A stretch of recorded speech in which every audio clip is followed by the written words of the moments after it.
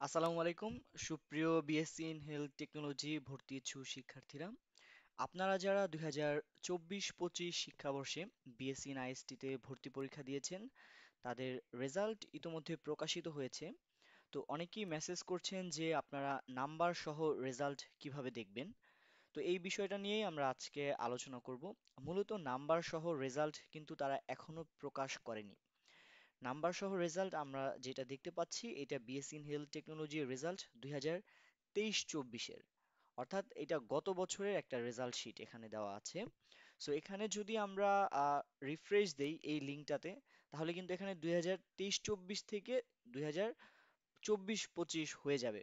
যখন 2024-25 হবে আপনারা তখন রেজাল্টটা জানতে পারবেন। সো এখন পর্যন্ত তারা আপডেট করে নাই।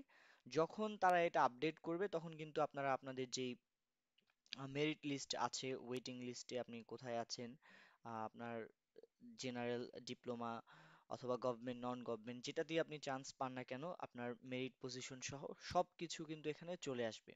সো আপনাদের যেটা করতে হবে, result.dghs.gov.bd এই লিঙ্কে যে আপনাদের BSc in health technology result 2024-25 আপনারা নাম্বার সহ বের করতে পারবেন। সো এখন একটা বিষয় হচ্ছে যে আপনাদের আচ্ছা ঠিক আছে। সো প্রথম ধাপে তো ভর্তি প্রক্রিয়া শেষ হলো, এখন ওয়েটিং লিস্ট কবে প্রকাশিত হবে। ওয়েটিং লিস্ট প্রথম ধাপে মেরিট লিস্টে ভর্তি প্রক্রিয়া শেষ হবার পরে যদি সিট ফাঁকা থাকে সেক্ষেত্রে আপনাদের প্রথম ওয়েটিং লিস্ট প্রকাশ করা হবে। তো এটা প্রতি বছর করে। মূলত অনেক স্টুডেন্ট এখানে বিভিন্ন কারণে হোক তারা ভর্তি হবে না, অন্য কোথাও তারা ভর্তি হবে। সো তারা আপনার যখন ভর্তি না হয় তখন আপনারা কিন্তু চাইলে ভর্তি হতে পারবেন সেখানে, আপনাদের যদি ওয়েটিং লিস্টে আপনাদের নাম আসে।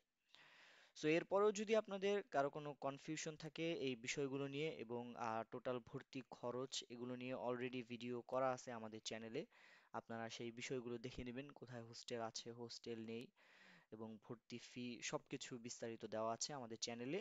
আর একটা বিষয় হচ্ছে যে বেসরকারিতে যদি পড়েন সেক্ষেত্রে কোন বেসরকারিতে কিরকম কি খরচ এটা নিয়েও একটা ভিডিও করা আছে। আপনার বাংলাদেশে যতগুলো বেসরকারি প্রতিষ্ঠান আছে মোটামুটি বিএসসি ইন হেলথ টেকনোলজিতে আপনার যে সাবজেক্টগুলো আছে অথবা বিএসসি ইন ফিজিওথেরাপি, এই সাবজেক্টগুলো কোথায় কিরকম খরচ প্রাইভেটে পড়তে পারে এগুলো নিয়েও আমাদের একটা ক্লিয়ার ধারণা দেওয়া আছে একদম ওভারঅল সব প্রাইভেট ইউনিভার্সিটিতে। সো সেটা আপনারা আপনাদের নিজ দায়িত্বে খোঁজ নিয়ে আপনারা ভর্তি হবেন। সো এই ছিল আমাদের আজকের ভিডিও, সবাইকে অসংখ্য ধন্যবাদ। আসসালামু আলাইকুম।